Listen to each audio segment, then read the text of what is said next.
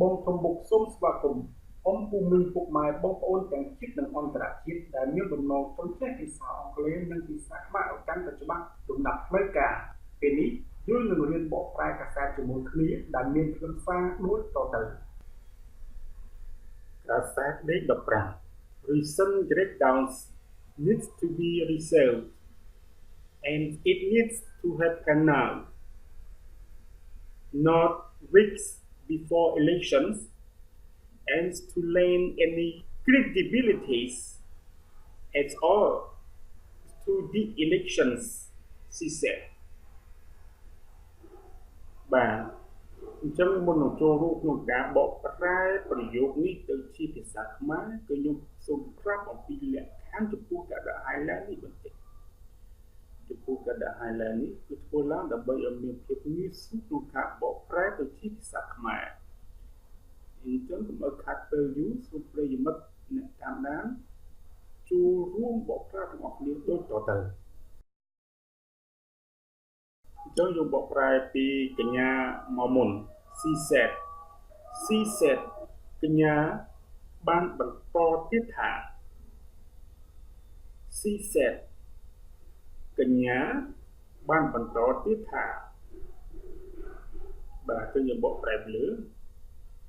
recent breakdowns needs to be resolved recent breakdowns needs to be resolved ការបង្ក្រាបការពិភេកថ្មីនេះត្រូវតែកែប្រែចេញ recent breakdowns needs to be resolved ការបង្ក្រាបការពិភេកថ្មីនេះ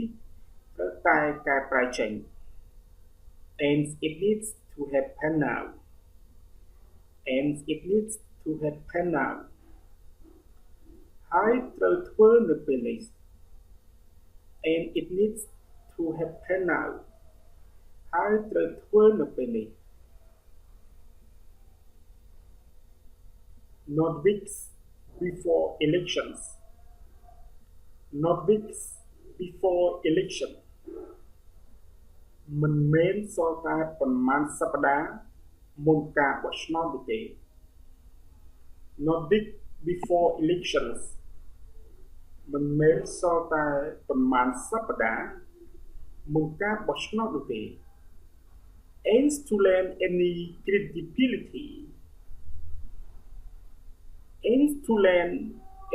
credibility at all to the elections aims to lend any credibility at all to the elections ហើយក៏ផ្ដល់ការជឿទុកចិត្តលើការបោះឆ្នោតឲ្យសោះ aims to lend any credibility at all to the elections ហើយក៏ផ្ដល់ការជឿទុកចិត្តលើការបោះឆ្នោតឲ្យសោះបាទមុននឹងចូលរួមក្នុងការបកប្រែនូវវគ្គសាស្ត្រដែលមាននៅក្នុងប្រយោគនេះអញ្ចឹងយើងចូលរួមបកប្រែទាំងអស់គ្នាសរុបតែម្ដងទៅជាភាសាខ្មែរបាទអញ្ចឹងប្រិយមិត្តដែលអានចូលរួមទាំងអស់គ្នាដើម្បីចេះទាំងអស់គ្នា Recent breakdowns needs to be resolved and it needs to happen now not weeks before elections aims to lend any credibility at all to the elections, she said. កញ្ញាបានបន្តទៀតថាការបង្ក្រាបការពិភេកថ្មីនេះត្រូវតែកែប្រែចេញហើយត្រូវធ្វើនៅពេលនេះមិនមែនសល់តែប៉ុន្មានសប្តាហ៍មុនការបោះឆ្នោតនោះទេហើយក៏ផ្ដល់ការជឿទុកចិត្តលើការបោះឆ្នោតឲ្យសោះអញ្ចឹងបន្ទាប់ពីហ្នឹងទូប្រិយមិត្តដែលអានទៅលេខមើល logo ទាំង3អានេះក៏ឆ្វេងដៃខ្ញុំអញ្ចឹង logo ទាំង3នេះគឺជា logo ធនាគារល្បីៗដែលខ្ញុំលើកយកមកឧទាហរណ៍នៅក្នុងវីដេអូយើងខ្ញុំនេះបាទនេះគ្រាន់តែជាឧទាហរណ៍គំរូតែប៉ុណ្ណោះតែបើសិនជាប្រធានក្រុមហ៊ុនប្រធានអង្គការសហគ្រាសអាជី ជីវកម្មណាមួយដែលចង់មានបំណងធ្វើការផ្សព្វផ្សាយផលិតផលឬក្រុមហ៊ុនរបស់ខ្លួនដើម្បីបង្កើន brand នៅកាន់តែល្បីចឹងសូមទំនាក់ទំនងមកលេខទូរស័ព្ទក្រោមនេះគឺលេខទូរស័ព្ទ012 332 078ខ្ញុំបាទរីករាយទទួលស្វាគមន៍លោកអ្នកទស្សន៍ទេបាទហើយវីដេអូនេះគឺគេអាចមើលទូទាំងពិភពលោកមិនត្រឹមតែប្រទេសខ្មែរនោះទេហើយក៏មិនកំណត់ចំនួនមនុស្សនោះដែរបាទអញ្ចឹងបន្ទាប់ពីហ្នឹងយើងចូលរួមបកប្រែនៅវគ្គស័ព្ទទាំងគ្នាព្រោះវគ្គស័ព្ទនេះគឺសំខាន់ណាស់បាទបើយើងមិនចេះនៅពាក្យនៃភាសាអង់គ្លេសនីមួយៗទេគឺយើងមិនអាចចេះនៅភាសាអង់គ្លេសបានទេជាពិសេសគឺផ្ដោតទៅលើការបកប្រែការសរសេរការស្ដាប់និងការអានបាទចូលរួមទាំងអស់គ្នាដូចទៅ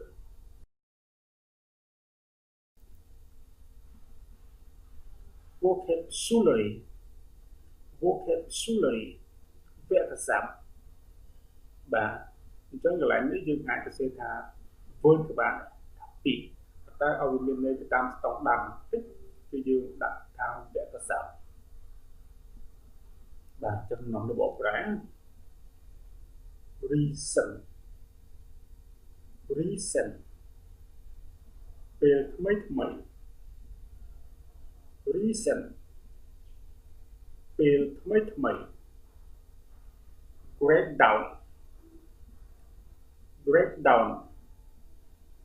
ការបង្ក្រាប breakdown ការបង្ក្រាប need to ត្រូវតែ need to ត្រូវតែ week សប្តាហ៍ week សប្តាហ៍ reserve កែប្រែចេញ reserve កែប្រែចេញ election ការបោះឆ្នោត election ការបោះឆ្នោត too late កុំផ្ដល់ too late កុំផ្ដល់ credibility ជឿទុកចិត្ត credibility ជឿទុកចិត្ត as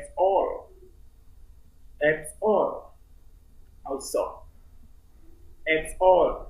also now ពេលនេះឥឡូវនេះ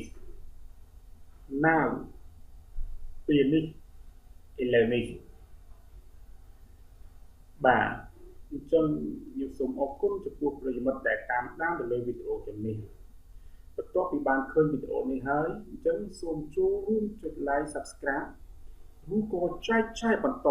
ឬក៏ប្រាប់តទៅកាន់កូនរបស់លោកអ្នកឬក៏បងប្អូនកូនចៅរបស់លោកអ្នកអំពូមីងរបស់លោកអ្នកដើម្បីឲ្យគាត់ចេះភាសាអង់គ្លេសឲ្យកាន់តែច្បាស់និងជាផ្លូវការ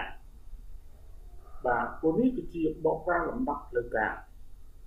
ហើយជាពិសេសទៅទៀតនោះគឺប្រាប់ជនបរទេសដែលមានបំណងចង់ចេះភាសាខ្មែរឲ្យកាន់តែច្បាស់ក្នុងការធ្វើវិជ្ជាទុនក្នុងប្រទេសខ្មែរឲ្យកាន់តែមានប្រសិទ្ធភាព